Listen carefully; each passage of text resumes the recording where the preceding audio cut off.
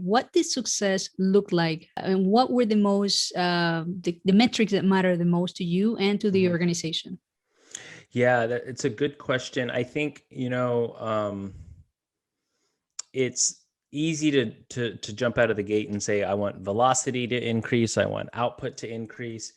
You don't want to like just start there, because you kind of have to, from my perspective, you got to get the foundational Mhm. parts of Agile addressed. So whether it's the ceremonies, it's the retrospectives, and I say that because we haven't baseline metrics for this rollout yet. We're going to baseline them at the end of this next sprint.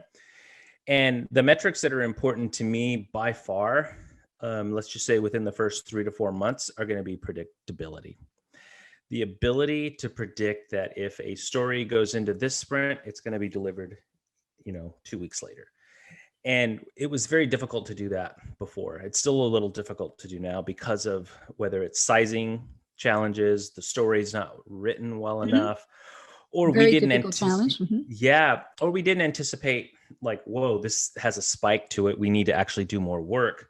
And so to me, where the metrics are going to matter is where what I commit to in sprint 10 and I deliver in sprint 10, those variations get really, really smaller. Then after that, it's the velocity, it is the quality. How many defects are we introducing?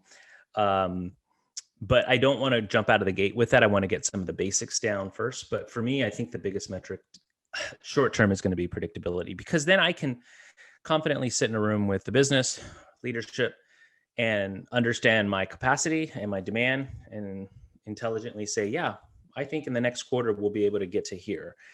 Whereas now it's a little bit of a leap of faith. Yeah, and build the To trust, get from right? there. Yes, When you exactly. get the predictability, that it's huge towards building that trust, to keep going. Absolutely. Yep. And yeah, absolutely, and to recover from the hiccups, because there will be.